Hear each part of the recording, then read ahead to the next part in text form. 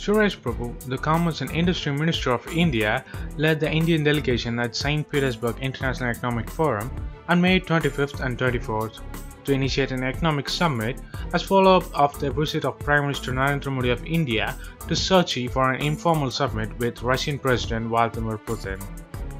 The two countries also explored the possibility of joint ventures which should participate in tender in third countries. The minister during his engagement invited the various ministers, governors and CEOs to bring a delegation of top 100 CEOs to visit India for a summit and the meeting, with government officials and Indian CEOs where sector-specific industry would meet each other to discuss, build contacts to create sustained engagements. As India and Russia are getting so much closer and getting into economic trades and bilateral ties, US is getting eager and Trump is a little bit afraid or shocked to see India and Russia getting closer than US in relationship on defense and economy. The minister met 5 Russian ministers and several top business leaders representing railways, communication and media, fertilizers and startups. During the various meetings, the both sides appreciated and noted the fact that India-Russia trade has increased considerably, but was also still less the potential. The thrust of the conversation was creating and executing a plan for increased India-Russian trade economic cooperation. Towards this end, logistics, the infrastructures, the knowledge and based economics, diamonds and golds were highlighted as the important focus areas. In the infrastructure sector, the status of joint study with Russian railways and the high-speed railway line between Nagpur and Secunderabad was discussed.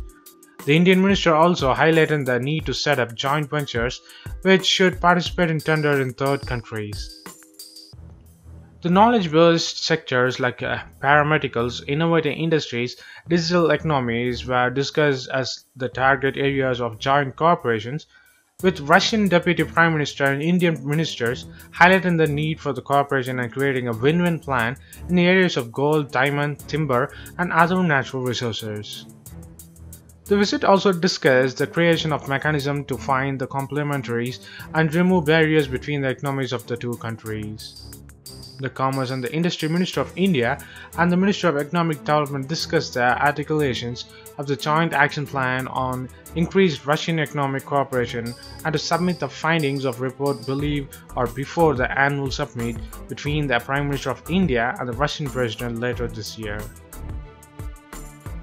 The establishment of a strategic economic dialogue between the Niti Aayog on the Indian side and the Ministry of Economic Development on the Russian side, where experts from both sides would meet and discuss the economic issues, which would have its first meeting later this year, was discussed. Expediting the EIUE, the India FTA negotiations was also underlined. The Indian Commerce and the Industry Minister and the Russian Minister of Transport agreed that the operations, the International North-South Transport Corridor, would propel trade between the two countries to new height by providing a faster, more viable trade route. Therefore, should be a priority for the both. So what do you think of India and Russia's close economic ties and mega economic summit which will trigger US ties with India to unveiled relations or reliable relations?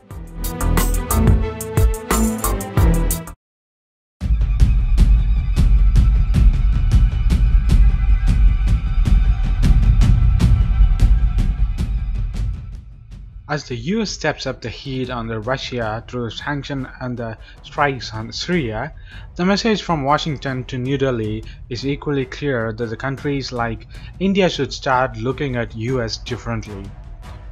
Ahead of the key strategic partnerships of energy dialogue, the US Under Secretary of Energy Mark Menezes told the Economic Times that it's important for the countries like India to not let the Russia and the China gain over the US in these areas. And he said, "I think India should start looking in the direction of the United States. Look at us, look at what we are offering, and then choose us over other countries. I'm not saying it will happen overnight, but start looking in our direction at least." When asked on the concerns that the US may be less cost-effective to Russia and China, he said, "If the countries begin to choose for the economic reasons only to go to the countries like China and Russia, which frankly do not share the values of democracy, free markets, religious tolerance. I would suggest we need to think very carefully. The US, when is emphasized, offers a more reliable options now that it's a net export of oil and natural gas. This allows the countries which shares our values to choose between the countries that can threaten to cut off supply or exert because you are dependent on them. The US is keen. India has signaled its strategic inclinations towards the US in the energy sector, adding that the Trump administration will ensure Westinghouse builds new nuclear reactor in India. And he claims, be careful of those countries which come in and say the price should be determinative factor which when you enter into a co-partnership with them. We want that when the countries like India, with whom we have shared values, look for nuclear partners, they want to be with countries like US. Bane is also told to the Economic Times that he was convinced on the Westinghouse bounce back from its economic troubles to build reactors in India. We think Westinghouse will be very strong coming out of the bankruptcy. We are very supportive of their technology and capability to build their 6 reactors here in India. Bankruptcy will be no longer an issue. He went on to add the US attaches significant importance to India's membership request to the nuclear supplier group. We are pledged that we will look critically at any effort to impose unreasonable restrictions to their membership. So what do you think of US or the United States in nearly begging for India to not to go to Russia and China, instead it has to come to US for all its needs? Is it the right direction to go only towards one country with a democracy, or it's very good safe for India to go to democratic, secularistic and communist countries to have a spreaded equal things to all the countries so that India will be safe on all the countries?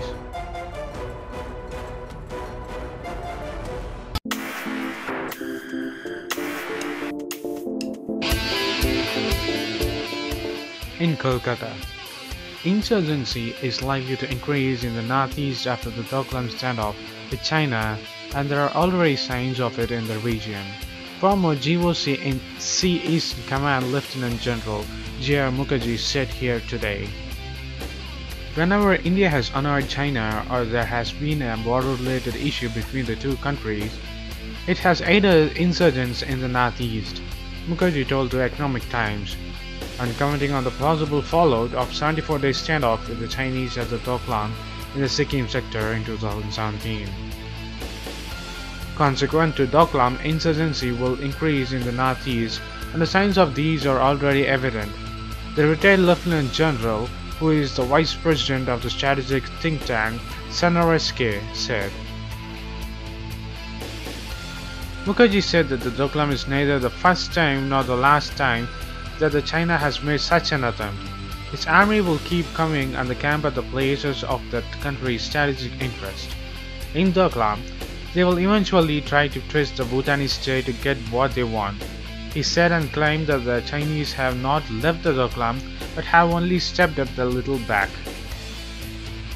The Center for East and the Northeast Regional Studies, or the CNRS, in Kolkata, which has as its patron former Army Chief General Shankar Rai Chaudhary and the advisory former Air Chief Marshal Arup Raha, is organizing a 2-day dialogue on Indo-China issues and the relation between the two Asian giants. The seminar, to be held on February 2nd and the 3rd of 2018, is scheduled to be attended by the Ministry of State of External Affairs General retired V.K. Singh, and will deal on the issues ranging from the political, economic and the military capabilities to problem and the prospects relating to the bilateral investments.